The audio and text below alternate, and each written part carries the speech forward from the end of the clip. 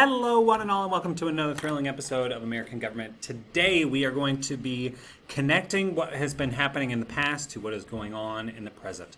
We've been focusing a lot on events from about 230 years ago, but today we're going to kind of tie it together, talk about how these arguments, how these fears are still in American society today, and we're going to kind of talk about how this concept of federalism isn't necessarily something that's cut and dry, and it changes as time goes by too. So, without further ado, we're talking about why the Anti-Federalists were so afraid. Remember, they were arguing about a lot of issues during the Constitutional Convention, but the biggest issue was the central government and how it might become too powerful. And this was a big fear of the Anti-Federalists, of having another type of king, even if they don't necessarily have that title. So they were afraid that if the central government got too powerful, then the king or the president or the dictator or the autocrat or whatever you want to call it, the tyrant, would want to take away the rights of the people. So we created some things. We've touched briefly on them. We'll talk about them again.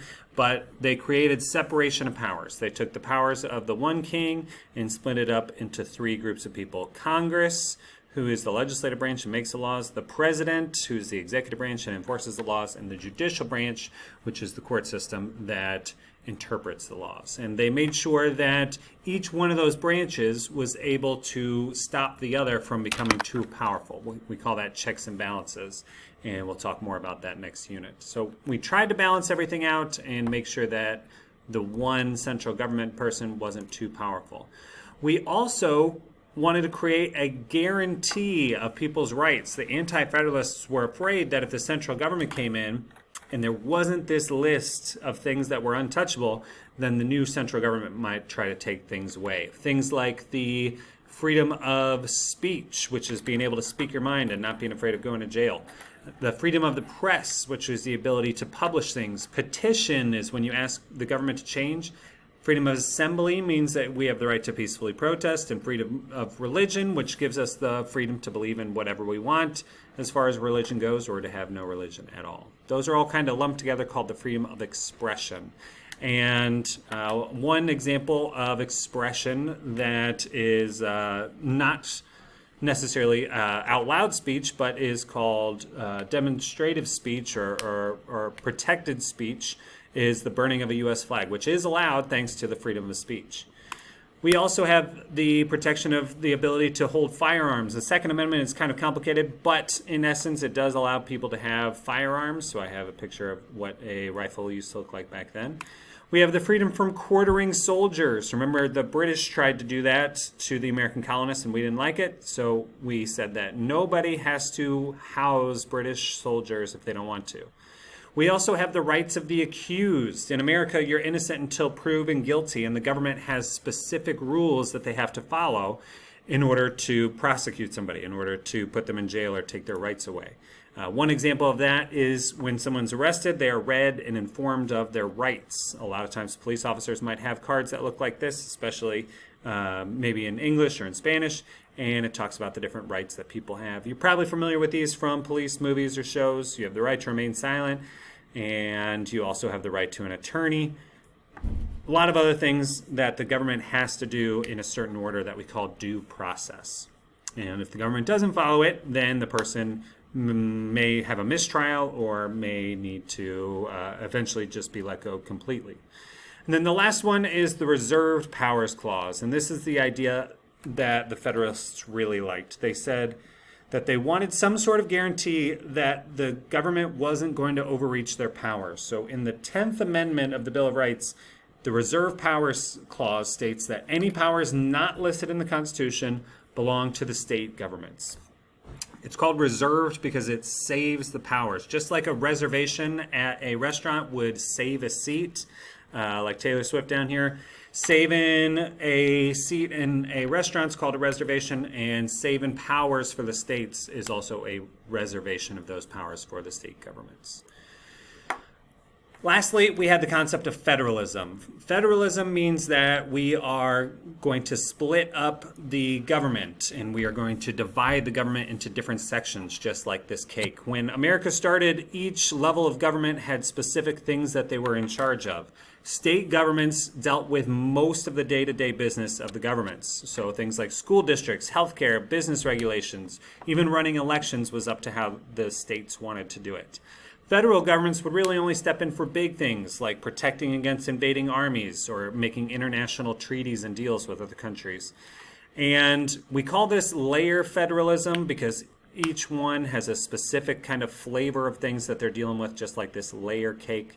And we'll talk more about that next unit. But we've got all of these different ideas to try to protect people's rights and to stop the government from becoming too powerful. So we've got the Bill of Rights, we've got the guaranteed powers, we've got the federalism, we've got the separation of powers and checks and balances.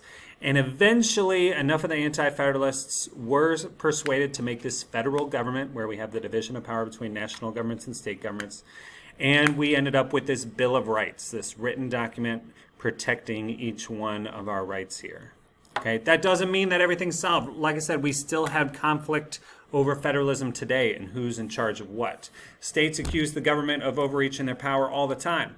For example, in 2025, Rhode Island was in the middle of a multi-billion-dollar construction project where they were going to create some windmills off the coast so that they could generate some clean energy instead of relying on coal.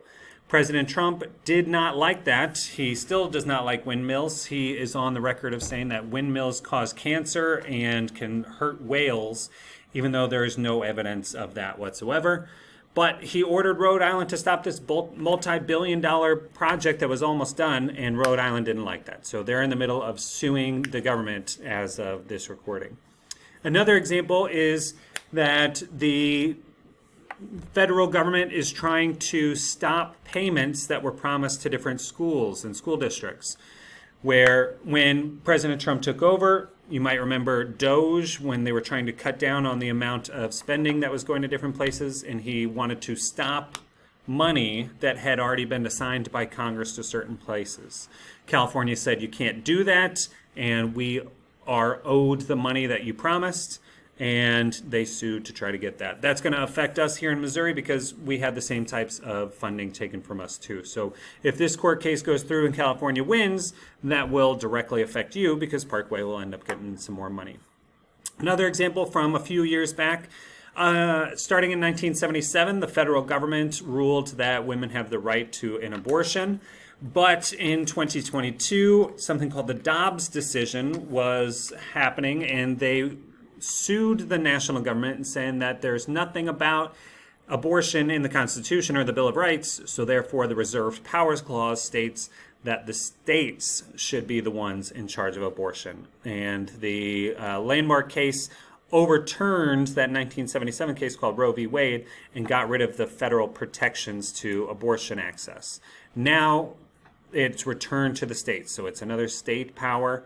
The Supreme Court argued that that was part of the Reserve Powers Clause, so you can see there are lots of different rules about what you can and cannot do in different states. Here's Missouri here under the near total ban after the Dobbs decision.